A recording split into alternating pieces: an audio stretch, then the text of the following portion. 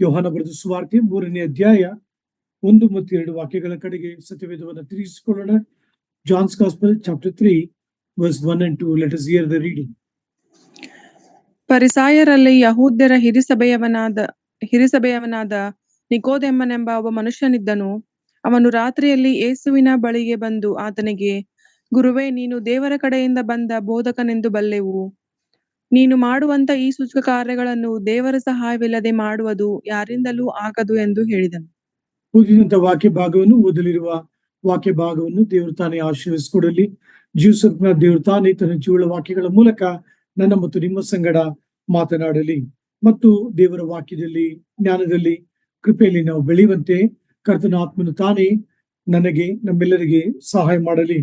ಪ್ರಿಯ ದೈವಜನರೇ, ಯೋಹಾನ ಬರೆದ ಸುವಾರ್ತೆ 3ನೇ ಅಧ್ಯಾಯ 16ನೇ ವಾಕ್ಯ 3ನೇ ಅಧ್ಯಾಯದ ಮಧ್ಯಮ ವಾಕ್ಯ ಅಥವಾ ಪ್ರಾಮುಖ್ಯವಾದ ವಾಕ್ಯವಾಗಿದೆ ಎಂಬುದಾಗಿ ನಾವೆಲ್ಲರೂ ಬಲ್ಲವರಾಗಿದ್ದೇವೆ. ದೇವರು ಈ ಲೋಕವನ್ನು ಎಷ್ಟೋ ಪ್ರೀತಿಸಿ ತನ್ನ ಒಬ್ಬನೇ ಮಗನಾದ ಯೇಸು ಕ್ರಿಸ್ತನನ್ನ ಕಳುಹಿಸಿಕೊಟ್ಟನು. ಆತನನ್ನು ನಂಬುವ ಒಬ್ಬನಾದರೂ ನಾಶವಾಗದೆ ಎಲ್ಲರೂ ನಿತ್ಯ ಜೀವವನ್ನ ಪಡೆಯಬೇಕೆಂದು ಆತನನ್ನು ಕಳುಹಿಸಿಕೊಟ್ಟನು.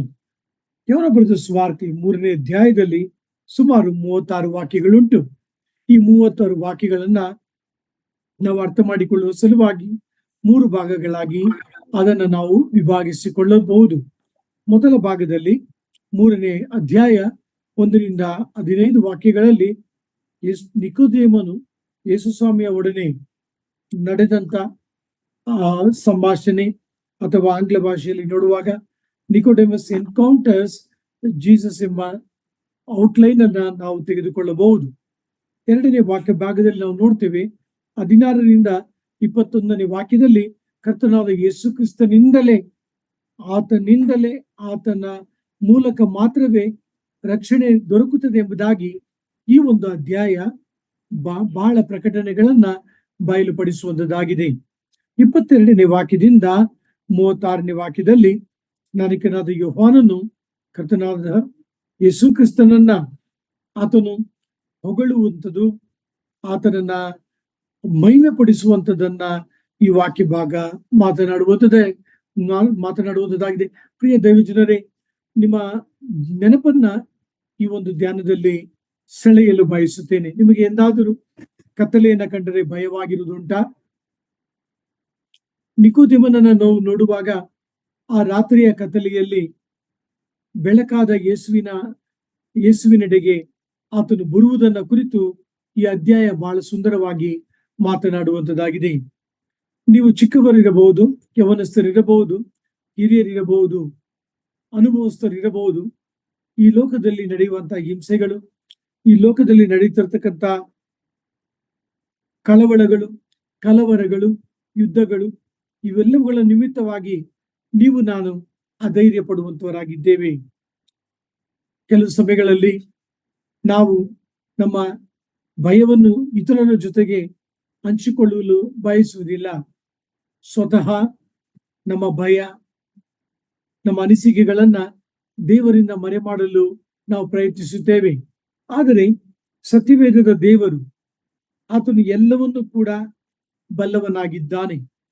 ಆತನು ತನ್ನ ಮಹಿಮೆಯ ಮೂಲಕ ಅದ್ಭುತ ರೀತಿಯಲ್ಲಿ, ತನ್ನದೇ ಆದ ವಿಧದಲ್ಲಿ, ತನ್ನದೇ ಆದ ವಿಧಾನದಲ್ಲಿ, ತನ್ನದೇ ಆದ ಶೈಲಿಯಲ್ಲಿ ನಮ್ಮನ್ನು ಆತನು ಮಾರ್ಗದರ್ಶನ ಮಾಡುವಂತವನಾಗಿದ್ದಾನೆ. ಯಾಕೆಂದ್ರೆ ಆತನೇ ಈ ಲೋಕಕ್ಕೆ ಬೆಳಕಾಗಿದ್ದಾನೆ.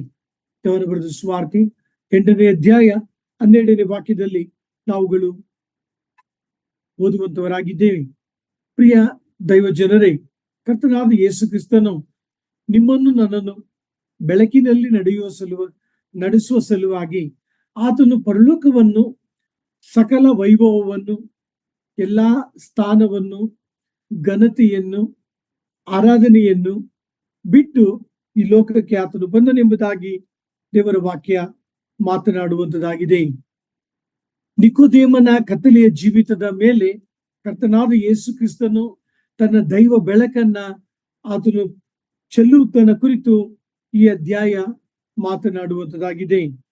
ಪ್ರಿಯ ದೈವ ಜನರೇ, ಗಮನಿಸಿರಿ, ಕರ್ತನಾದ ಯೇಸು ಕ್ರಿಸ್ತನು ಆತನು ಎಂತ ಬೆಳಕನ್ನ ಕೊಡುತ್ತಾನೆಂಬುದಾಗಿ ನೋಡುವಾಗ ತನ್ನನ್ನು ನಂಬಿದವರು ನೂತನ ಜೀವವನ್ನ ಹೊಂದಿಕೊಳ್ಳುವಂತ ಬೆಳಕನ್ನ ಆತನು ದಯಪಾಲಿಸುವ ಆತನಾಗಿದ್ದಾನೆ. ಗಮನಿಸಿರಿ, ಯೋಹನ ಬರೆದ ಸುವಾರ್ತೆ 3ನೇ ಅಧ್ಯಾಯ 1ರಿಂದ 1ನೇ ವಾಕ್ಯ. ಈ ನಿಕೋದೇಮನು ಯಾರು? ನಾವು ಆಗಲೇ ಓದಿದ್ದೇವೆ. ಫರಿಸಾಯರಲ್ಲಿ ಹಿರಿಯರ ಸಭೆಯವನಾದ ನಿಕೋದೇಮನು. ಆತನು ಫರಿಸಾಯನಾಗಿದ್ದಾನೆ, ಆತನು ಯಹೂದ್ಯನಾಗಿದ್ದಾನೆ, ಆತನು ಹಿರಿ ಸಭೆಯವನಾಗಿದ್ದಾನೆ. ಹಿರಿ ಸಭೆ ಮತ್ತೊಂದು ಭಾಷೆಯಲ್ಲಿ ನಾವು ನೋಡ್ತೇವೆ ಸನ್ನೆದ್ರಿನ್ ಎಂಬುದಾಗಿ ಅಪೊಸ್ತಲರ ಕೃತಿಗಳಲ್ಲಿ ಸಂತ ಪೌಲರು ಆ ಪದವನ್ನ ಉಪಯೋಗಿಸುತ್ತಿದ್ದಾರೆ.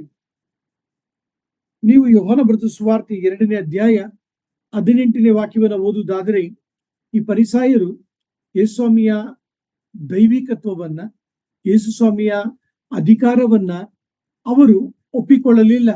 ಓದುವುದನ್ನು ಕೇಳಿಸಿಕೊಳ್ಳೋಣವೇ. John's gospel chapter 2 verse 18.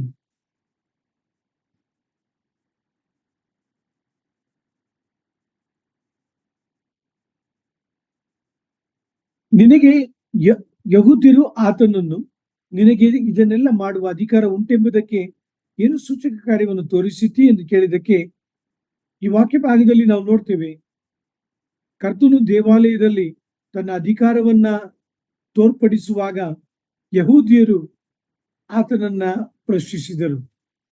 ನಿಕೋದೇಮನನ್ನು ನೋಡುವಾಗ ಆ ಯಹೂದ್ಯರ ಒಂದು ಪಂಗಡದಿಂದ, ಗುಂಪಿನಿಂದ, ಅವರ ಒಂದು ಹಿನ್ನೆಲೆಯಿಂದ ಆತನು ಬರುವಂತವನಾಗಿದ್ದಾನೆ. ಆದರೆ ನಿಕೋದೇಮನ ಒಂದು ನಡವಳಿಕೆಯನ್ನ ನಾವು ನೋಡುವಾಗ ಆತನು ಯೇಸುಸ್ವಾಮಿಗೆ ವಿರೋಧತ್ವವನ್ನ ಆತನು ತೋರ್ಪಡಿಸುತ್ತಿಲ್ಲ. ಆದರೆ ಯೇಸುಸ್ವಾಮಿಯನ್ನ ಆತನು ಒಂದು ಮರ್ಯಾದೆಯ ರೀತಿಯಲ್ಲಿ ಆತನು ಸಂಬೋಧಿಸುತ್ತಿದ್ದಾನೆ. ಬೋಧಕನೇ, 3ನೇ ವಾಕ್ಯ 2ನೇ ವಾಕ್ಯ, ಬೋಧಕನೇ ಯೇಸುವಿನ ಬಳಿಗೆ ಬಂದು ಗುರುವೇ. ಪ್ರಿಯ ದೈವಜನರೇ, ಗಮನಿಸಿರಿ, ಈ ನಿಕೋದೇಮನು ಯೇಸುಸ್ವಾಮಿಯ ಬಳಿಗೆ ಬರುವುದಕ್ಕೆ ಮುಂಚಿತವಾಗಿ ಆತನು ಈ ಒಂದು ವಾಕ್ಯ ಭಾಗಗಳನ್ನ ಓದುವಾಗ ಆತನು ಯೇಸುಸ್ವಾಮಿಯ ಕುರಿತು ಬಹಳವಾಗಿ ತಿಳಿದುಕೊಂಡಿರಬಹುದು. 2ನೇ ಅಧ್ಯಾಯ 23ರಿಂದ 25 ವಾಕ್ಯ ಓದುವುದನ್ನು ಕೇಳಿಸಿಕೊಳ್ಳೋಣ. John's gospel chapter 2 verse 23 till 25.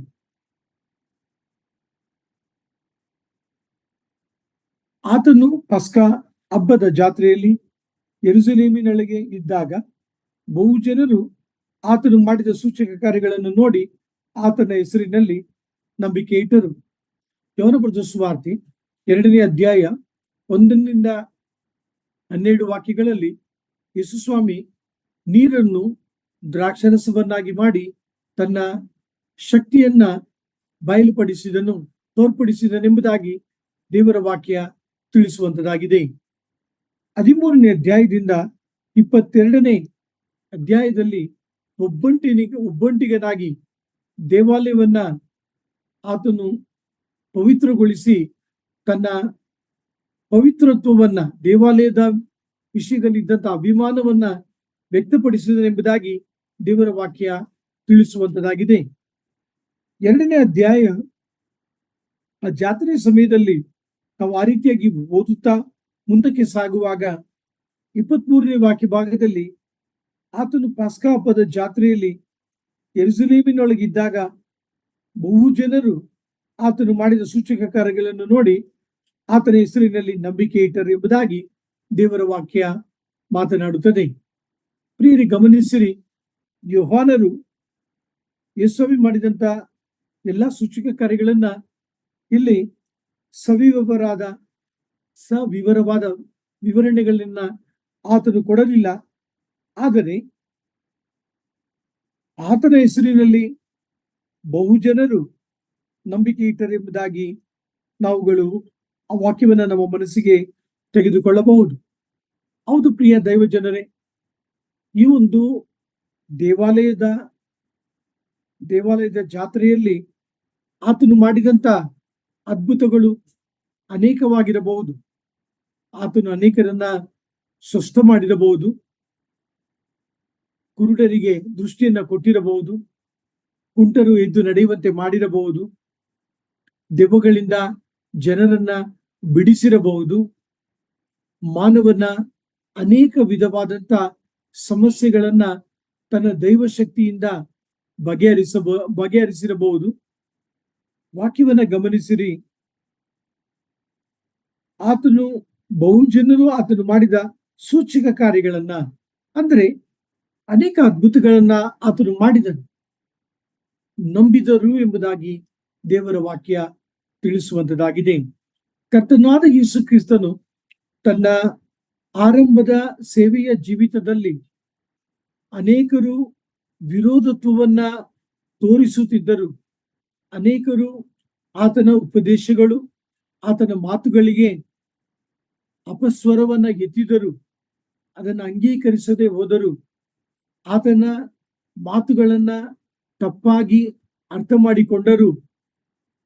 ಪ್ರಿಯರೇ, ಆತನು ನಿರ್ದಿಷ್ಟವಾದಂತ ಗುಂಪಿಗೆ, ತನ್ನ ಶಿಷ್ಯರಿಗೆ, ದೇವರ ರಾಜ್ಯಕ್ಕೆ ಪಾತ್ರರಾದಂತ ದೇವ ಜನರಿಗೆ ತನ್ನ ಬೋಧನೆಗಳನ್ನ, ತನ್ನ ಉಪದೇಶಗಳನ್ನ, ತನ್ನ ಸೂಚಕ ಕಾರ್ಯಗಳನ್ನ, ತನ್ನ ಸಾಮ್ಯಗಳನ್ನ ಆತನು ಬಯಲುಪಡಿಸುತ್ತಾ ಮುಂದಕ್ಕೆ ಸಾಗುವುದನ್ನ ಈ ವಾಕ್ಯ ಭಾಗ ಮಾತನಾಡುತ್ತದೆ. ದೇವರ ವಾಕ್ಯವನ್ನ ಗಮನಿಸಿರಿ. 24ನೇ ವಾಕ್ಯ, ಯೇಸು ಎಲ್ಲರನ್ನು ಬಲ್ಲವನಾಗಿದ್ದನು. ಪ್ರಿಯರೇ, ಆತನು ಮನುಷ್ಯರನ್ನ ಉಂಟು ಮಾಡಿದ ಆತನು, ನಿಜವಲ್ಲವ? ಆದಿಕಾಂಡದಲ್ಲಿ ನಾವು ನೋಡ್ತೇವೆ, ಆದಿಯಲ್ಲಿ ದೇವರು ಮನುಷ್ಯನನ್ನ ಉಂಟು ಮಾಡಿದನು, ತನ್ನ ಸ್ವರೂಪದಲ್ಲಿ ಉಂಟು ಮಾಡಿದನು. ಪ್ರಿಯರೇ, ನಿಮ್ಮ ನೆನಪನ್ನ ಕೆದಕುವ ಸಲುವಾಗಿ ಈ ಮಾತನಾಡಲು ಬಯಸುತ್ತೇನೆ. ಹೆನ್ರಿ ಫೋರ್ಡ್, ಅಂದ್ರೆ ಫೋರ್ಡ್ ಕಾರನ್ನ ನಿರ್ಮಾಣ ಮಾಡಿದಂತ ಅದರ ಮಾಲೀಕ ಒಮ್ಮೆ ವ್ಯಾಯಾಮ ಮಾಡಲು ಹೋದನು. ಆ ರೀತಿಯಾಗಿ ವ್ಯಾಯಾಮ ಮಾಡಲು ಆತನು ಹೋದಾಗ ಆ ಮಾರ್ಗದಲ್ಲಿ ಒಂದು ವಾಹನ, ಕಾರ್ ನಿಂತಿತ್ತು. ಅದರ ಮಾಲೀಕನು ಅದು ಸ್ಟಾರ್ಟ್ ಆಗಲಿಲ್ಲ ಎಂಬ ಕಾರಣಕ್ಕೋಸ್ಕರವಾಗಿ ಅದನ್ನ ಚಾಲನೆ ಮಾಡಲು ಬಹಳ ಪ್ರಯಾಸ ಪಡುತ್ತಿದ್ದನು. ಆ ರೀತಿಯಾಗಿ ಅವನು ಪ್ರಯಾಸ ಪಡುವುದನ್ನ ಅವರು ನೋಡಿ ಮುಂದಕ್ಕೆ ಸಾಗಿದ್ದರು. ಪುನಃ ಬಂದಾಗ ಇನ್ನೂ ಆತನು ಪ್ರಯಾಸ ಪಡುತ್ತಲೇ ಇದ್ದನು. ಆಗ ಅವರು, ನಿಮ್ಮ ಬಳಿ ಸ್ಕ್ರೂ ಡ್ರೈವರ್ ಇದೆಯಾ ಎಂಬುದಾಗಿ ಕೇಳಿದರು. ಆತನು ತನ್ನ ಬಳಿ ಇದ್ದಂತ ಸ್ಕ್ರೂ ಡ್ರೈವರ್ ಅನ್ನ ಹೆನ್ರಿ ಫೋರ್ಡ್ ಅವರಿಗೆ ಕೊಟ್ಟನು. ಹೆನ್ರಿ ಫೋರ್ಡ್ ಆ ಕಾರನ್ನು ಒಂದು ಕ್ಷಣದಲ್ಲಿ ಚಾಲನೆ ಆಗುವಂತೆ ಮಾಡಿದರು. ಆ ವ್ಯಕ್ತಿ ಆತನನ್ನ ಕೇಳಿದ, ನಿಮ್ಮ ಹೆಸರೇನು? ಅದಕ್ಕೆ ಅವರು ಹೇಳಿದರು, ನನ್ನ ಹೆಸರು ಹೆನ್ರಿ ಫೋರ್ಡ್ ಎಂಬುದಾಗಿ, ನಾನೇ ಈ ಕಾರನ್ನ ಉತ್ಪಾದನೆ ಮಾಡಿದ್ದೇನೆ, ಈ ಕಾರನ್ನ ನಾನು ನಿರ್ಮಾಣ ಮಾಡಿದ್ದೇನೆ ಎಂಬುದಾಗಿ ಅವರು ಹೇಳಿ ಮುಂದಕ್ಕೆ ಸಾಗಿದರು. ಪ್ರಿಯರೇ, ಹೆನ್ರಿ ಫೋರ್ಡ್ ಎಂಬ ಕಾರನ್ನ ಉತ್ಪಾದನೆ ಮಾಡಿದ ಕರ್ತನಾದ ಯೇಸು ಕ್ರಿಸ್ತ ನಿಕೋದೇಮನನ್ನ ಉಂಟು ಮಾಡಿದ. ಕರ್ತನಾದ ಯೇಸು ಕ್ರಿಸ್ತನು ಥಾಮಸ್ ಅನ್ನ ಉಂಟು ಮಾಡಿದ. ಕರ್ತನಾದ ಯೇಸು ಕ್ರಿಸ್ತನು ಈ ಬೋಧನೆಯನ್ನ, ಆತನ ಮಾತುಗಳನ್ನ ಕೇಳಿಸಿಕೊಳ್ಳುತ್ತಿರುವಂತ ನಿಮ್ಮೆಲ್ಲರನ್ನ ಆತನು ಸೃಷ್ಟಿ ಮಾಡಿದ. ಆದ ಕಾರಣ ಆತನ ಮಾತನ್ನ ಗಮನಿಸಿರಿ. ಯೇಸು ಎಲ್ಲರನ್ನು ಬಲ್ಲವನಾದುದರಿಂದ ಯಾರಿಗೂ ಆತನು ವಶವಾಗಲಿಲ್ಲ. ನಿಮಗೆ ಗೊತ್ತಾ, ಈ ಸತ್ಯವೇದದ ದೇವರು, ನಾವು ಆರಾಧಿಸುವಂತ ದೇವರು, ನಾವು ನಂಬಿರುವಂತ ದೇವರು ನಮ್ಮನ್ನು ಬಲ್ಲವನಾಗಿದ್ದಾನೆ. ಇಬ್ರಿಯ ಪತ್ರಿಕೆ ಬಹಳ ಸುಂದರವಾಗಿ ಆತನ ಜ್ಞಾನವನ್ನ ಕುರಿತು, ಆತನ ಮಹತ್ವನ ಕುರಿತು ವರ್ಣಿಸುತ್ತದೆ. ಅದರ ಅರ್ಥ, ಆತನಿಗೆ ಎಲ್ಲವೂ ಬಟ್ಟ ಬಯಲಾಗಿದೆ, ಆತನಿಗೆ ಮರೆಯಾದುದು ಒಂದೂ ಇಲ್ಲ. ಪ್ರಿಯ ದೈವಜನರೇ, ಪ್ರಕಟಣೆ ಗ್ರಂಥದಲ್ಲಿ ನಾವು ನೋಡ್ತೇವೆ, ಆತನು ಮನುಷ್ಯರ ಅಂತರಿಂದ್ರಿಯವನ್ನು ಕೂಡ ಬಲ್ಲಂತ ದೇವರು. ಯೋನ ಬರೆದ ಸುವಾರ್ತೆ 3ನೇ ಅಧ್ಯಾಯ 1-2 ವಾಕ್ಯಗಳಲ್ಲಿ ಈ ನಿಕೋದೇಮನು ಬರುವಾತನು, ಆತನು 2ನೇ ಅಧ್ಯಾಯ 23-25 ವಾಕ್ಯಗಳಲ್ಲಿ ಯೇಸುಸ್ವಾಮಿ ಯಾರೆಂಬುದಾಗಿ ಗ್ರಹಿಸಿಕೊಳ್ಳುತ್ತಿದ್ದಾನೆ. ಯೇಸುಸ್ವಾಮಿಯ ಸೂಚಕ ಕಾರ್ಯಗಳನ್ನ ಆತನು ಬಲ್ಲವನಾಗಿದ್ದಾನೆ, ನೋಡಿದವನಾಗಿದ್ದಾನೆ. ನೀವು ನಾನು ನಿಕೋದೇಮನೇ, ಯಾಕೆ ರಾತ್ರಿಯಲ್ಲಿ ಯೇಸುವಿನ ಬಳಿ ಬಂದೆ ಎಂಬುದಾಗಿ ಕೇಳುವುದಾದರೆ, ಆತನು ನಮಗೆ ತಿಳಿಸುವಂತ ಸಂಗತಿ ಏನೆಂದರೆ, ನಾನು ಯೇಸುಸ್ವಾಮಿಯ ಜೊತೆಗೆ ಬಹಳ ಹೆಚ್ಚು ಸಮಯ ಕಳೆಯಬೇಕೆಂಬುದಕ್ಕೋಸ್ಕರ ಬಂದೇನೆಂಬುದಾಗಿ ಆತನು ಹೇಳಬಹುದು. ಇದು ನನ್ನ ಒಂದು ಅನಿಸಿಕೆ, ಹೌದಲ್ಲವಾ ಪ್ರಿಯ ದೈವ ಜನರೇ? ಆ ಒಂದು ರಾತ್ರಿ ಆತನು ಯೇಸುಸ್ವಾಮಿಯ ಜೊತೆಗೆ ಮಾತನಾಡಿದಂತ ಮಾತುಗಳು, ಯೇಸುಸ್ವಾಮಿಯ ಜೊತೆಗೆ ಚರ್ಚಿಸಿದಂತ ಚರ್ಚೆಯ ವಿಚಾರಗಳು, ಯೇಸುಸ್ವಾಮಿಯ ಜೊತೆಗೆ ಮಾಡಿದಂತ ವಾದ ವಿವಾದಗಳು ಆತನ ಜೀವಿತದಲ್ಲಿ ಬೆಳಕನ್ನ ತಂದಿತು. ಹೌದು ಪ್ರಿಯ ದೈವ ಜನರೇ, ಕರ್ತನ ಚಿತ್ತವಿರುವುದಾದರೆ ಮುಂದಿನ ಧ್ಯಾನದಲ್ಲಿ ಅದಕ್ಕೆ ವಾಕ್ಯಕ್ಕೆ ಒತ್ತು ಕೊಡಲು ಬಯಸುತ್ತೇನೆ. ಈ ಒಂದು ಧ್ಯಾನದಲ್ಲಿ ಈ ನಿಕೋದೇಮನು ಯಾರು, ಆತನು ಯಾವ ನೆಲೆಯಲ್ಲಿ ಬಂದನೆಂಬ ಸಂಗತಿಗಳನ್ನ ಕುರಿತು ಧ್ಯಾನಿಸಲು ಬಯಸುತ್ತೇನೆ. ನಿಕೋದೇಮನು ಯೇಸುವನ್ನು ನೋಡಿ ಗುರುವೇ ಎಂಬುದಾಗಿ ಸಂಬೋಧಿಸಿದರೂ ಕೂಡ, ಯೇಸುವನ್ನು ನೋಡಿ ನೀನು ಒಳ್ಳೆಯ ಬೋಧಕನೆಂಬುದಾಗಿ ಹೇಳಿದರೂ ಕೂಡ, ಯೇಸುವನ್ನು ನೋಡಿ ನೀನು ದೇವರ ಸಹಾಯದಿಂದ ಈ ಕಾರ್ಯಗಳನ್ನ ಮಾಡುವವನು ಎಂಬುದಾಗಿ ನಂಬಿದರೂ ಕೂಡ, ಯೇಸುವಿಗೆ ಮರ್ಯಾದೆಯನ್ನ ಅವನು ತೋರಿಸಿದರೂ ಕೂಡ, ಯೇಸುಸ್ವಾಮಿ ಮಾತುಗಳನ್ನ ಗಮನಿಸುವಿರಾ?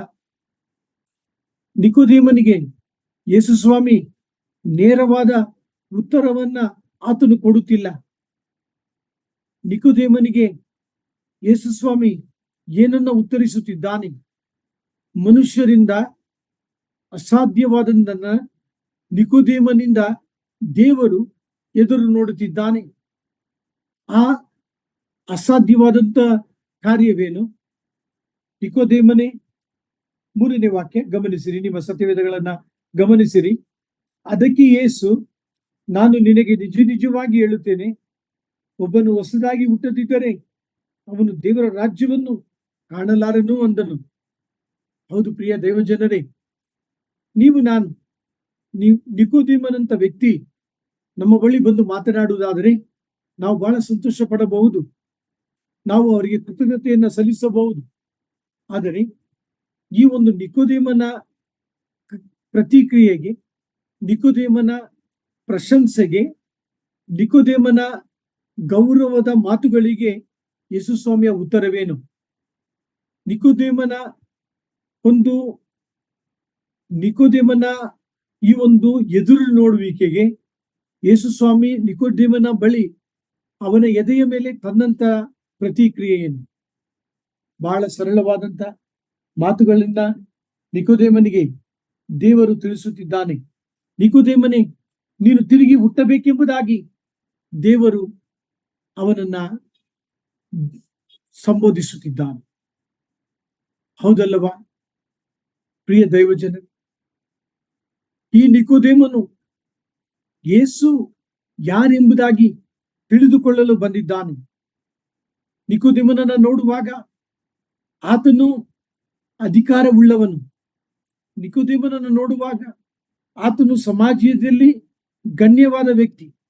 ನಿಕೋದೇಮನ ಹವ್ಯಾಸವನ್ನು ನೋಡುವಾಗ ಅಥವಾ ಆತನ ಒಂದು ಕಸುಬನ್ನು ನೋಡುವಾಗ ಆತನು ಬೋಧಕನಾಗಿದ್ದಾನೆ. ಆತನು ಇವೆಲ್ಲ ಹಿನ್ನೆಲೆಯನ್ನ ಹೊಂದಿದ್ದರೂ ಕೂಡ ಯೇಸುಸ್ವಾಮಿಯ ದೈವ ಶಕ್ತಿಯನ್ನು ತಿಳಿದುಕೊಳ್ಳಬೇಕೆಂಬುದಕ್ಕೋಸ್ಕರವಾಗಿ ಯೇಸುಸ್ವಾಮಿಯ ಸೂಚಕ ಕಾರ್ಯಗಳನ್ನ ಕಂಡು ಆತನು ಯೇಸುಸ್ವಾಮಿಯ ಮುಂದೆ ಪ್ರಶ್ನಿಸುತ್ತಿದ್ದಾನೆ. ಗುರುವೇ, ನೀನು ದೇವರಿಂದ ಬಂದವನೆಂಬುದಾಗಿ ಆತನು ಹೇಳುತ್ತಿದ್ದಾನೆ. ಈ ವಾಕ್ಯಕ್ಕೆ ಒತ್ತು ಕೊಡಲು ಬಯಸುತ್ತೇನೆ. ನಿಕೋದೇಮ, ನಾವು ಆತನ ಜೊತೆಗೆ ಮಾತನಾಡುವಾಗ, ನಿಕೋದೇಮನೇ, ನೀನು ಯೇಸುವನ್ನು ಏನೆಂಬುದಾಗಿ ತಿಳಿದುಕೊಂಡಿದ್ದಿ ಎಂಬುದಾಗಿ ಕೇಳುವುದಾದರೆ, ನಿಕೋದೇಮ ಹೇಳುತ್ತಾನೆ, ಆತನು ಗುರುವು ಎಂಬುದಾಗಿ. ನಿಕೋದೇಮ ಹೇಳುತ್ತಾನೆ, ಆತನು ದೇವರಿಂದ ಬಂದವನೆಂಬುದಾಗಿ. ನಿಕೋದೇಮ ಹೇಳುತ್ತಾನೆ, ಆತನು ದೇವರ ಸಹಾಯವಿಲ್ಲದೆ ಸೂಚಕ ಕಾರ್ಯಗಳನ್ನ ಮಾಡುವುದಿಲ್ಲ ಎಂಬುದಾಗಿ ಹೇಳುತ್ತಾನೆ. ಆದರೆ ಯೇಸು ಕ್ರಿಸ್ತನ ಸೂಚಕ ಕಾರ್ಯಗಳು, ಯೇಸು ಕ್ರಿಸ್ತನ ದೈವಿಕತ್ವಗಳು, ಯೇಸು ಕ್ರಿಸ್ತನ ಉಪದೇಶಗಳು ನಿಕೋದೇಮನ ಆ ಒಂದು ತಿಳುವಳಿಕೆಯಲ್ಲಿ ಮಾತ್ರ ನಿಲ್ಲದೆ ಅದನ್ನ ದಾಟಿ ಯೇಸು ಕ್ರಿಸ್ತನನ್ನು ದೇವಕುಮಾರನೆಂಬುದಾಗಿ ಸ್ವೀಕರಿಸಿಕೊಳ್ಳಬೇಕೆಂಬ ಸಂದೇಶವನ್ನ ಯೇಸು ಸ್ವಾಮಿ ನಿಕೋದೇಮನ ಮೇಲೆ ತರುತ್ತಿದ್ದಾನೆ. ಯೇಸು ಕ್ರಿಸ್ತನು ನಿಜವಾದ ಮೆಸ್ಸಿಯನೆಂಬುದಾಗಿ ನಿಕೋದೇಮ ನಂಬಬೇಕು. ಯೇಸು ಕ್ರಿಸ್ತನು ರಕ್ಷಕನು ಎಂಬುದಾಗಿ ನೀವು ನಾನು ನಂಬಬೇಕೆಂಬ ಸತ್ಯವನ್ನ ಈ ವಾಕ್ಯ ಭಾಗದಲ್ಲಿ ದೇವರಾತ್ಮನು ಬಯಲುಪಡಿಸುತ್ತಿದ್ದಾನೆ. ನಿಕೋದೇಮನು ಬಹಳ ಕುತೂಹಲಕರವಾದಂತ ಪ್ರಶ್ನೆಯೊಡನೆ ಯೇಸು ಸ್ವಾಮಿಯ ಬಳಿಗೆ ಬಂದಿದ್ದಾನೆ. ಆತನ ಕುತೂಹಲಕರವಾದಂತ ಪ್ರಶಂಸೆ ಮಾತುಗಳಿಗೆ ಯೇಸು ಸ್ವಾಮಿ ಆತನಿಗೆ ಹೇಳುತ್ತಿದ್ದಾನೆ, ನಿಕೋದೇಮನೇ, ನೀನು ಒಬ್ಬ ರಬ್ಬಿಯಾಗಿರಬಹುದು. ನಿಕೋದೇಮನೇ, ನೀನೊಬ್ಬ ಫರಿಸಾಯನಾಗಿರಬಹುದು. ನಿಕೋದೇಮನೇ, ನೀನೊಬ್ಬ ಹಿರಿಯನಾಗಿರಬಹುದು. ನಿಕೋದೇಮನೇ, ನೀನು ಸನ್ಹೆದ್ರಿನ್ ಸಭೆಯಲ್ಲಿ ಬಹಳ ಪ್ರಾಮುಖ್ಯವಾದಂತ ವ್ಯಕ್ತಿಯಾಗಿರಬಹುದು. ನಿಕೋದೇಮನೇ, ನೀನು ಐಶ್ವರ್ಯವಂತನಾಗಿರಬಹುದು. ನಿಕೋದೇಮನೇ, ನೀನು ಈ ಸಮಾಜದಲ್ಲಿ ಒಬ್ಬ ಗಣ್ಯ ವ್ಯಕ್ತಿಯಾಗಿರಬಹುದು. ಆದರೆ ನಿಕೋದೇಮನೇ, ನೀನು ತಿರುಗಿ ಹುಟ್ಟಬೇಕೆಂಬುದಾಗಿ ನಾನು ನಿನಗೆ ನಿಜವಾಗಿ ಹೇಳುತ್ತೇನೆ. ಪ್ರಿಯ ದೈವ ಜನರೇ, ಯೇಸುವಿನ ಮಾತುಗಳಿಗೆ ನೀವು ಗಮನಿಸುವುದಾದರೆ, ಯೇಸು ತನ್ನ ಮಾತಿಗೆ ಆತನು ಒತ್ತನ್ನ ಕೊಡುತ್ತಿದ್ದಾನೆ. ನಿಜವಾಗಿ ಹೇಳುತ್ತೇನೆ, truly, very truly I tell you ಎಂಬುದಾಗಿ ತನ್ನ ಮಾತಿಗೆ ಯೇಸುಸ್ವಾಮಿ ಒತ್ತನ್ನ ಕೊಡುವಾತನಾಗಿದ್ದಾನೆ. ಪ್ರಿಯ ದೈವ ಜನರೇ, ನಿಕೋದೇಮನ ಮಾತುಗಳಿಗೆ ಯೇಸುವಿನ ಉತ್ತರಕ್ಕೆ ಒತ್ತು ಕೊಡಲು ಬಯಸುತ್ತೇನೆ. ಮತ್ತಾಯ ಬರೆದ ಸುವಾರ್ತೆ 19ನೇ ಅಧ್ಯಾಯ 24ನೇ ವಾಕ್ಯ ಓದುವುದನ್ನು ಕೇಳಿಸಿಕೊಳ್ಳೋಣ. Matthew's Gospel, chapter 19, verse 24. Anyone is there? Please kindly read the word.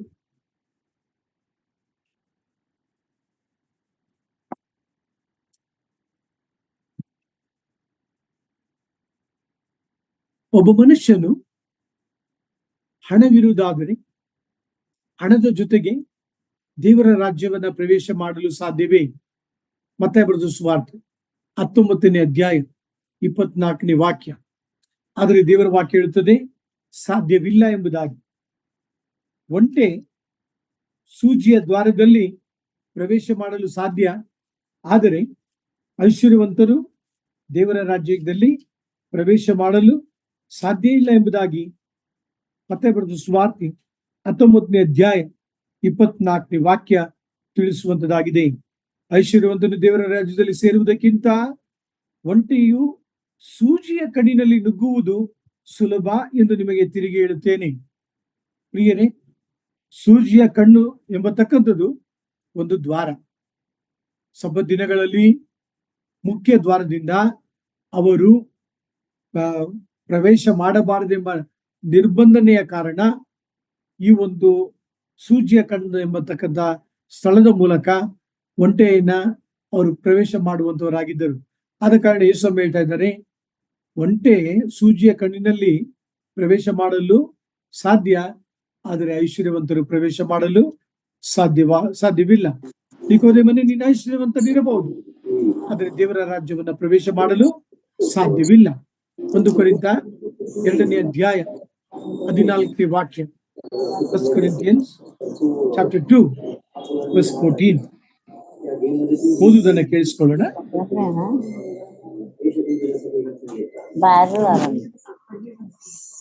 ಪ್ರಾಕೃತ ಮನುಷ್ಯನು ದೇವರಾತ್ಮನ ವಿಷಯಗಳನ್ನು ಬೇಡವೆನ್ನುತ್ತಾನೆ.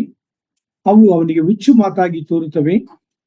ಅವು ಆತ್ಮ ವಿಚಾರದಿಂದ ತಿಳಿಯತಕ್ಕವುಗಳಾಗಿರಲಾಗಿ ಅವನು ಅವುಗಳನ್ನು ಗ್ರಹಿಸಲಾರನು.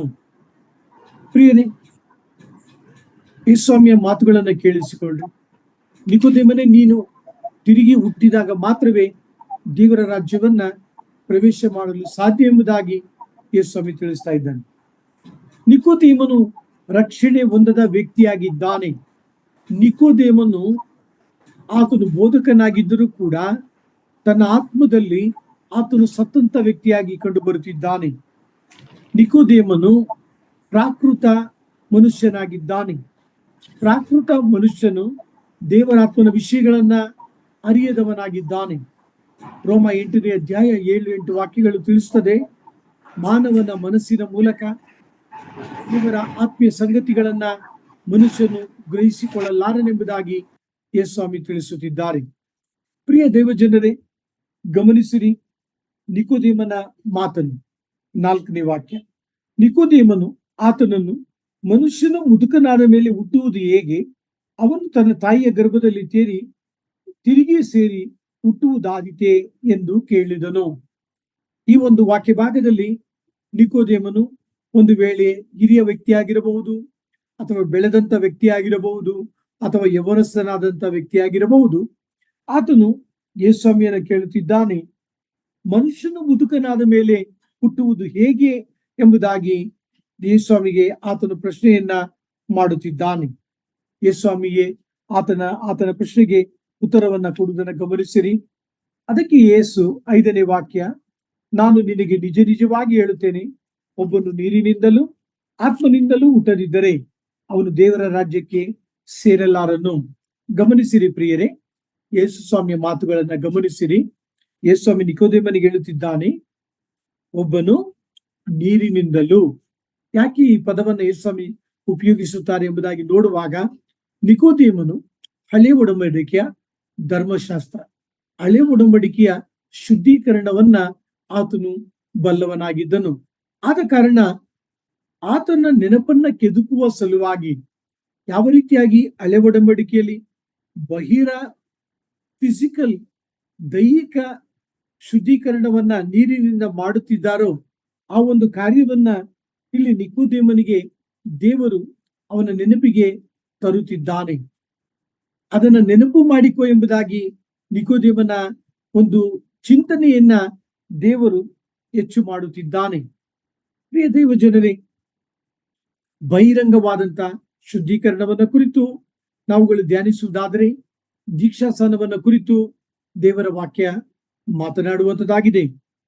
ಮಾತ್ರವಲ್ಲ, ಈ ಒಂದು ಶುದ್ಧೀಕರಣ ಏನನ್ನ ಕುರಿತು, ಯಾವುದಕ್ಕೆ ಅದು ಭಾವಾರ್ಥ ಅಥವಾ ಅದರ ತಾತ್ಪರ್ಯವೇನು, ಅದರ ಸಾರಾಂಶವೇನು, ನಮ್ಮ ಸತ್ಯವೇದಗಳನ್ನ ರೋಮ 2ನೇ ಅಧ್ಯಾಯ 28-29 ಕಡೆಗೆ ತಿರುಗಿಸಿಕೊಳ್ಳೋಣ. ಶುದ್ಧೀಕರಣವನ್ನ ಕುರಿತು ನಾವು ಧ್ಯಾನಿಸ್ತಾ ಇದ್ದೇವೆ.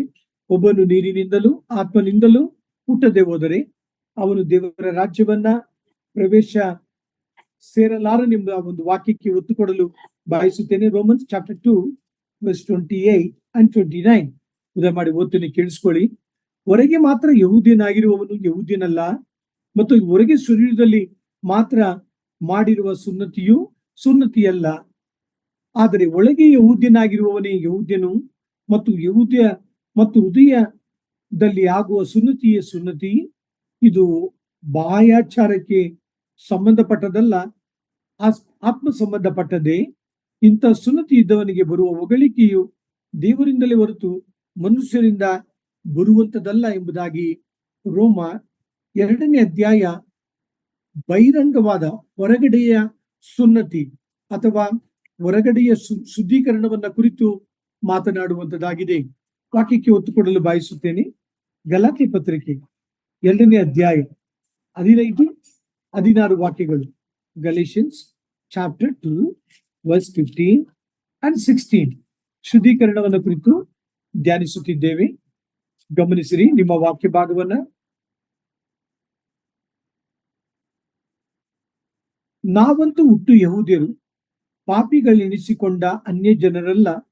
ಆದರೂ ಯಾವನಾದರೂ ಯೇಸು ಕ್ರಿಸ್ತನ ಮೇಲಿನ ನಂಬಿಕೆಯಿಂದಲೇ ಹೊರತು ನೇಮನಿಷ್ಠೆಗಳನ್ನು ಅನುಸರಿಸಿ ನೀತಿವಂತನೆಂದು ನಿರ್ಣಯಿಸಲ್ಪಡುವುದಿಲ್ಲವೆಂದು ನಮಗೆ ತಿಳಿದಿರುವುದರಿಂದ ನಾವು ಸಹ ನೇಮನಿಷ್ಠೆಗಳನ್ನ ಬಿಟ್ಟು ಕ್ರಿಸ್ತನ ಮೇಲಿನ ನಂಬಿಕೆಯಿಂದಲೇ ನೀತಿವಂತರೆಂದು ನಿರ್ಣಯಿಸಲ್ಪಡುವುದಕ್ಕಾಗಿ ಕ್ರಿಸ್ತ ಯೇಸುವಿನಲ್ಲಿ ನಂಬಿಕೆ ಇಟ್ಟೆವು. ಯಾಕೆಂದರೆ ಯಾವನಾದರೂ ನೇಮನಿಷ್ಠೆಗಳನ್ನು ಅನುಸರಿಸಿ ನೀತಿವಂತನೆಂದು ನಿರ್ಣಯಿಸಲ್ಪಡುವುದಿಲ್ಲ. ಪ್ರಿಯರೇ, ಗಮನಿಸಿರಿ.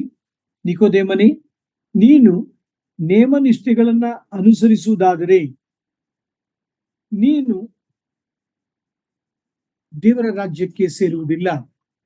ನೀನು ಯಹೂದ್ಯನಾಗಿರಬಹುದು, ಆದರೆ ಪೌಲನು ಹೇಳ್ತಾ ಇದ್ದಾನೆ, ನಾವಂತೂ ಯಹೂದ್ಯರು, ನಾವು ಹುಟ್ಟು ಯಹೂದ್ಯರು, ಪಾಪಿಗಳೆನಿಸಿಕೊಂಡ ಅನ್ಯ ಜನರಲ್ಲ. ಆದರೂ ಕೂಡ ನೀವು ನೇಮನಿಷ್ಠೆಗಳನ್ನ ಅನುಸರಿಸುವುದರ ಮೂಲಕ ದೇವರ ರಾಜ್ಯವನ್ನ ಪ್ರವೇಶಿಸಲು ಸಾಧ್ಯವಿಲ್ಲ ಎಂಬುದಾಗಿ ಯೇಸುಸ್ವಾಮಿ ನಿಕೋದೇಮನಿಗೆ ಬೋಧಿಸುತ್ತಿದ್ದಾರೆ. ಪ್ರಿಯರೇ, ನೀನು ತಿರುಗಿ ಹುಟ್ಟಬೇಕು ಎಂಬ ಮಾತಿನ ವಿಷಯದಲ್ಲಿ ನಿಕೋದೇಮನ ಕಳವಳವನ್ನ ಯೇಸುಸ್ವಾಮಿ ನಿವಾರಣೆ ಮಾಡುವಂತವರಾಗಿದ್ದಾರೆ. ಹೌದು ಪ್ರಿಯ ದೈವಜನರೇ, ಆತ್ಮನು ಮಾತ್ರವೇ ಜೀವ ಕೊಡಲು ಸಾಧ್ಯ. ಈ ವಾಕ್ಯಕ್ಕೆ ಒತ್ತು ಕೊಡಲು ಬಯಸುತ್ತೇನೆ. ಯೋಬ 33ನೇ ಅಧ್ಯಾಯ 4ನೇ ವಾಕ್ಯ. ಜೋಬ್ ಚಾಪ್ಟರ್ 33:4. ದಯಮಾಡಿ ಓದುವುದನ್ನ ಕೇಳಿಸ್ಕೊಳ್ರಿ. ಯೋಬ 33ನೇ ಅಧ್ಯಾಯ 4ನೇ ವಾಕ್ಯ. ನಾನು ದೇವರಾತ್ಮನಿಂದಲೇ ನಿರ್ಮಿತನಾಗಿದ್ದೇನೆ, ನನ್ನ ಜೀವವು ಸರ್ವಶಕ್ತನ ಶ್ವಾಸದಿಂದುಂಟಾಗಿದೆ. ಪ್ರಿಯ ದೈವಜನರೇ, ಒಬ್ಬನು ನೀರಿನಿಂದಲೂ ಆತ್ಮನಿಂದಲೂ ಹುಟ್ಟದಿದ್ದರೆ ಅವನು ದೇವರ ರಾಜ್ಯಕ್ಕೆ ಪ್ರವೇಶ ಮಾಡಲು ಸಾಧ್ಯವಿಲ್ಲ ಎಂಬ ಯೇಸುಸ್ವಾಮಿಯ ಆ ಒಂದು ಮಾತಿಗೆ ನಾವು ಆಳವಾದ ಅರ್ಥದಲ್ಲಿ ಈ ವಾಕ್ಯ ಭಾಗಗಳನ್ನ ನಾವು ಧ್ಯಾನಿಸುತ್ತಿದ್ದೇವೆ. ಗಮನಿಸಿರಿ ಪ್ರಿಯ ದೈವಜನರೇ, ನೀವು ಅಂದುಕೊಳ್ಳಬಹುದು, ನಾನು ಕ್ರೈಸ್ತ ಕುಟುಂಬದಲ್ಲಿ ಹುಟ್ಟಿದ್ದೇನೆ. ನೀವು ಅಂದುಕೊಳ್ಳಬಹುದು, ನನ್ನ ತಂದೆ ತಾಯಿ ಕ್ರೈಸ್ತರಾಗಿದ್ದಾರೆ. ಯವನಸ್ಥ ಸಹೋದರ ಸಹೋದರಿಯೇ, ಪ್ರಿಯ ದೈವಜನರೇ, ಸತ್ಯವೇದದ ಧ್ಯಾನದಲ್ಲಿ ಕೂಡಿ ಬಂದಿರುವವರೇ, ಈ ವಾಕ್ಯಗಳನ್ನ ಕೇಳಿಸಿಕೊಳ್ಳಿರಿ. ನಿಕೋದೇಮನು ಹುಟ್ಟು ಯಹೂದ್ಯನಾಗಿದ್ದನು. ಆತನು ಇತರರ ಹಾಗೆ ಪಾಪಿಗಳ ಹಿನ್ನೆಲೆಯಲ್ಲಿ ಸೇರಿ ಬರುತ್ತಿಲ್ಲ. ನಿಕೋದೇಮನು ನೇಮನಿಷ್ಠೆಗಳನ್ನ ಅನುಸರಿಸುತ್ತಿದ್ದನು. ನಿಕೋದೇಮನು ಸುನ್ನತಿ ಹೊಂದಿದಂತ ವ್ಯಕ್ತಿಯಾಗಿದ್ದನು.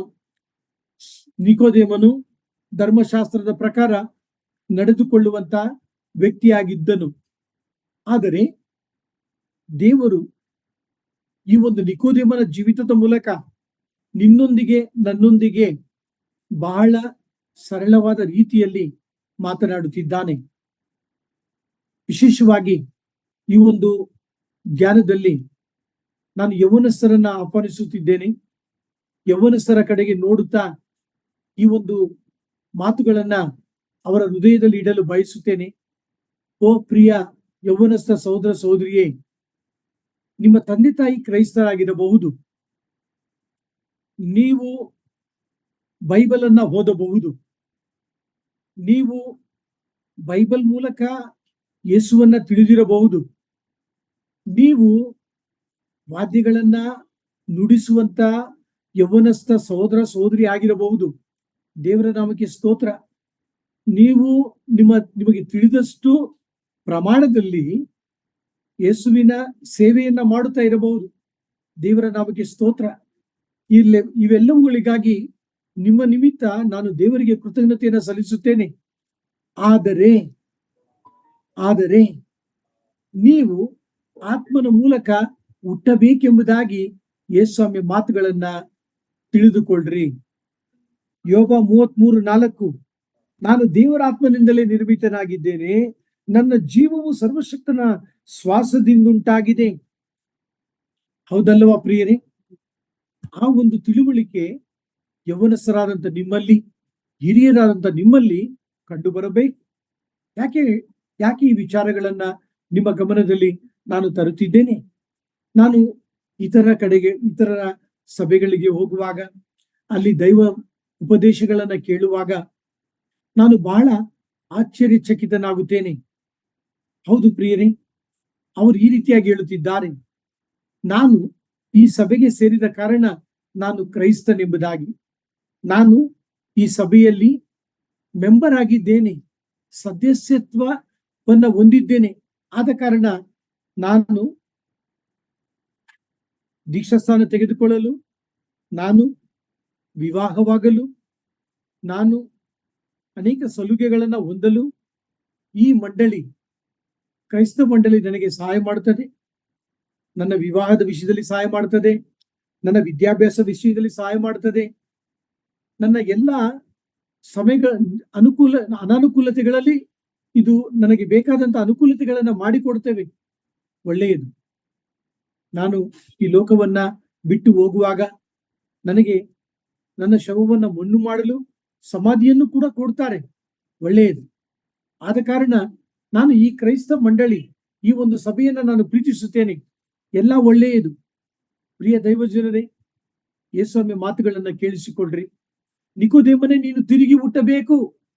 ನಿಕೋದೇಮನೇ, ನಾನು ನಿನಗೆ ನಿಜವಾಗಿ ಹೇಳುತ್ತೇನೆ, ಒಬ್ಬನು ಹೊಸದಾಗಿ ಹುಟ್ಟದಿದ್ದರೆ ಅವನು ದೇವರ ರಾಜ್ಯವನ್ನು ಕಾಣಲಾರನು. ನೀವು ಕ್ರೈಸ್ತ ತಂದೆ ತಾಯಿಗಳ ಹೊಟ್ಟೆಯಿಂದ ಹುಟ್ಟಿರಬಹುದು.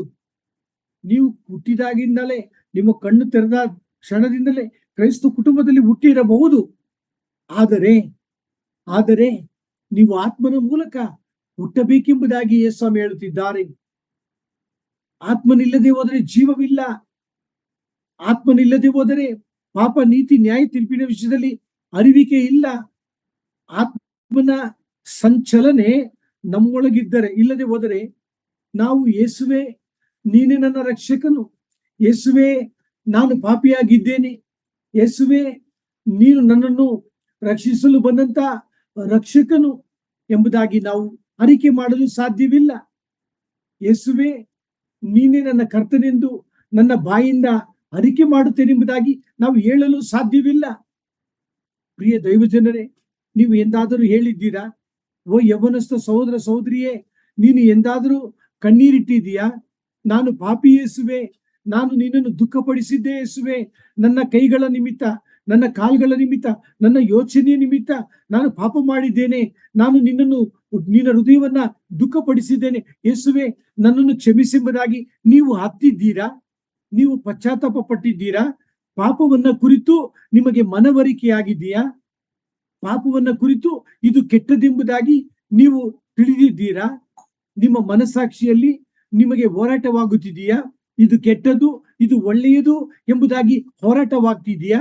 ಅಥವಾ ಕತ್ತಲೆ ಬೆಳಕು ಎರಡು ಒಂದೇ ಎಂಬುದಾಗಿ ನೀವು ಅಂದುಕೊಂಡಿದ್ದೀರಾ? ಪ್ರಿಯ ದೈವಜನರೇ, ನಿಮ್ಮಲ್ಲಿ ಪಾಪದ ವಿಷಯದಲ್ಲೂ ಪರಿಶುದ್ಧತೆಯ ವಿಷಯದಲ್ಲೂ ಹೋರಾಟ ಇಲ್ಲದೆ ಹೋದರೆ ನೀವು ತಿರುಗಿ ಹುಟ್ಟಲಿಲ್ಲ ಎಂಬುದಾಗಿ ಅರ್ಥ. ಇದು ಪರಿಶುದ್ಧತೆ, ಇದು ಕತ್ತಲೆ, ಇದು ಪಾಪ, ಇದು ಪರಿಶುದ್ಧತೆ, ಇದು ಸತ್ಯ, ಇದು ಸುಳ್ಳು ಎಂಬ ಹೋರಾಟ ಇಲ್ಲದೆ ಹೋದರೆ ನೀವು ತಿರುಗಿ ಹುಟ್ಟಲಿಲ್ಲ ಎಂಬುದಾಗಿ ಅರ್ಥ. ಯೇಸು ಹೇಳುತ್ತಿದ್ದಾನೆ, ಆತ್ಮನ ಮೂಲಕ ಹುಟ್ಟಬೇಕೆಂಬುದಾಗಿ. ಯೋಬ 33:4, ನಾನು ಆತ್ಮನಿಂದಲೇ ಉಂಟು ಮಾಡಲ್ಪಟ್ಟಿದ್ದೇನೆ ಎಂಬುದಾಗಿ ಯೋಬ ಹೇಳುತ್ತಿದ್ದಾನೆ. ವಾಕ್ಯಕ್ಕೆ ಒತ್ತು ಕೊಡಲು ಬಯಸುತ್ತೇನೆ. ಎಸೆಕೇಲ 36ನೇ ಅಧ್ಯಾಯ 26ರಿಂದ 28 ವಾಕ್ಯಗಳು. ವಾಕ್ಯವನ್ನ ಗಮನಿಸಿರಿ. ಈ ಒಂದು ವಾಕ್ಯವನ್ನ ಹೇಳಿ ನಾನು ನಿಲ್ಲಿಸುತ್ತೇನೆ. ಪ್ರಿಯರೇ, ದೇವರ ಪ್ರವಾದನೆಯನ್ನ ಕೇಳಿಸಿಕೊಳ್ಳಿ. ನಿನ್ನ ಕಲ್ಲಾದ ಹೃದಯವನ್ನ ನಾನು ತೆಗೆದು ನಿನಗೆ ಮೃದುವಾದ ಹೃದಯವನ್ನ ನಾನು ಕೊಡುತ್ತೇನೆ. ನಿನ್ನ ಕಲ್ಲಾದ ಹೃದಯವನ್ನ ತೆಗೆದು ನಾನು ನಿನಗೆ ಮೃದುವಾದ ಹೃದಯ, ನೂತನ ಹೃದಯವನ್ನ ಕೊಡುತ್ತೇನೆ, ನೂತನ ಮನಸ್ಸನ್ನ ಕೊಡುತ್ತೇನೆ, ನೂತನ ತಿಳುವಳಿಕೆಯನ್ನ ಕೊಡುತ್ತೇನೆ ಎಂಬುದಾಗಿ ಎಸೆಕೇಲ 36, 26ರಿಂದ 28ಗಳಲ್ಲಿ ದೇವರಾತ್ಮನು ಮಾತನಾಡುತ್ತಾನೆ. ಓ ಯೌವನಸ್ಥ ಸಹೋದರಿಯೇ, ಓ ಯೌವನಸ್ಥ ಸಹೋದರನೇ, ಕರ್ತನು ನಿನ್ನ ಕಲ್ಲಾದ ಹೃದಯವನ್ನ ತೆಗೆದಿದ್ದಾನ? ನಿನಗೆ ಮೃದುವಾದ ಹೃದಯವನ್ನ ಕೊಟ್ಟಿದ್ದಾನ? ನೂತನ ಸ್ವಭಾವವನ್ನ ಕೊಟ್ಟಿದ್ದಾನ? ಅಥವಾ ಹಳೆಯ ಸ್ವಭಾವದಲ್ಲೇ ನೀನು ಜೀವಿಸುತ್ತಿದ್ದೀಯಾ? ಹಾಗಾದರೆ ಯೋಹನ ಬರೆದ ಸುವಾರ್ತೆ 3ನೇ ಅಧ್ಯಾಯ, ಈ ವಾಕ್ಯದ ಮೂಲಕ ದೇವರು ಮಾತನಾಡುವಂತ ಮಾತುಗಳನ್ನ ಕೇಳಿಸಿಕೊಳ್ರಿ. ಆತನ ನಿಕೋದೇಮನಿಗೆ ಅಂದು ಮಾತನಾಡಿದಂತ ಕರ್ತನು ಇಂದು ನನ್ನೊಂದಿಗೆ ಮಾತನಾಡುತ್ತಿದ್ದಾನೆ, ನಿಮ್ಮೊಂದಿಗೆ ಮಾತನಾಡುತ್ತಿದ್ದಾನೆ. ನೂತನ ತಿರುಗಿ ಹುಟ್ಟದಿದ್ದರೆ, ಒಬ್ಬನು ಹೊಸದಾಗಿ ಹುಟ್ಟದಿದ್ದರೆ, ಹೌದು, ಓ ಯವನಸ ಸೋದರ ಸೋದರಿಯೇ, ಪ್ರಿಯ ದೈವಜನರೇ, ನೀವು ನಾನು ತಾಯಿಯ ಗರ್ಭದಿಂದ ಹುಟ್ಟಿ ಬಂದಿದ್ದೇವೆ. ಆ ಹುಟ್ಟಿನ ಕುರಿತು ದೇವರು ಮಾತನಾಡುತ್ತಿಲ್ಲ, ಆತ್ಮನ ಮೂಲಕವಾಗಿ ಹುಟ್ಟಬೇಕೆಂಬುದನ್ನ ಕುರಿತು ಮಾತನಾಡುತ್ತಿದ್ದಾನೆ. ಹಾಗಾದರೆ ನಾನು ತಿರುಗಿ ಹುಟ್ಟಿದ್ದೇನಾ? ಆತ್ಮನ ಮೂಲಕ ಹುಟ್ಟಿದ್ದೇನಾ? ಯೇಸುವನ್ನ ಕರ್ತನೆಂಬುದಾಗಿ ನಾನು ನಂಬಿದ್ದೇನಾ? ಯೇಸುವನ್ನು ನನ್ನ ರಕ್ಷಕನೆಂಬುದಾಗಿ ನಂಬಿದ್ದೇನಾ? ಯೇಸು ನನ್ನ ಪಾಪವನ್ನು ಹೊತ್ತುಕೊಂಡು ಹೋದಂತ ದೇವರ ಕುರಿಮರಿ ಎಂಬುದಾಗಿ ನಂಬಿದ್ದೇನಾ? ದೇವರು ಈ ಧ್ಯಾನವನ್ನು ಆಶೀರ್ವದಿಸಲಿ. ಬಿಡದೆ ನನ್ನೊಂದಿಗೆ ನಿಮ್ಮೊಂದಿಗೆ ಮಾತನಾಡಲಿ. ಕರ್ತನು ನಾವು ಎಲ್ಲರೂ ಕೂಡ, ಈ ಕೂಟದಲ್ಲಿರುವ ಎಲ್ಲರೂ ಕೂಡ ರಕ್ಷಣೆ ಹೊಂದಿದಂತ ತಂದೆ ತಾಯಿಗಳೇ, ಖಚಿತಪಡಿಸಿಕೊಳ್ಳ್ರಿ. ನಿಮ್ಮ ಯವನಸ್ಥ ಮಕ್ಕಳು, ಹೆಣ್ಣು ಮಕ್ಕಳು, ಗಂಡು ಮಕ್ಕಳು ತಿರುಗಿ ಹುಟ್ಟುವ ವಿಷಯದಲ್ಲಿ ಅವರಿಗೆ ಉಪದೇಶವನ್ನ ಮಾಡ್ರಿ. ಅವರನ್ನ ಕರ್ತನ ಮಾರ್ಗದಲ್ಲಿ ನಡೆಸಿರಿ. ಕರ್ತನ ವಾಕ್ಯದ ಸತ್ಯದಲ್ಲಿ ನಡೆಸಿರಿ. ಮೋಸ ಹೋಗ್ಬಿಡ್ರಿ. ಮತ ನೀವು ತಿರುಗಿ ಹುಟ್ಟುವಂತೆ ಸಹಾಯ ಮಾಡುವುದಿಲ್ಲ. ಒಂದು ಮತ, ಒಂದು ಧರ್ಮ ಸಂಸ್ಥೆ ನೀವು ತಿರುಗಿ ಹುಟ್ಟುವಂತೆ ಅದು ನಿಮಗೆ ಸಹಾಯ ಮಾಡುವುದಿಲ್ಲ. ಒಬ್ಬನು ನೀರಿನಿಂದಲೂ ಆತ್ಮನಿಂದಲೂ ಹುಟ್ಟದೆ ಹೋದರೆ ಅವನು ದೇವರ ರಾಜ್ಯಕ್ಕೆ ಪ್ರವೇಶ ಮಾಡಲು ಸಾಧ್ಯವಿಲ್ಲ. ದೇವರು ತಾನೇ ಈ ವಾಕ್ಯವನ್ನು ಆಶೀರ್ವದಿಸಲಿ. ಈ ವಾಕ್ಯಗಳನ್ನ ನಾವೆಲ್ಲರೂ ಕೂಡ ಚಿಂತನೆ ಮಾಡುವಂತೆ ಸಹಾಯ ಮಾಡಲಿ. ಕರ್ತನ ನಾಮಕ್ಕೆ ಸ್ತೋತ್ರ.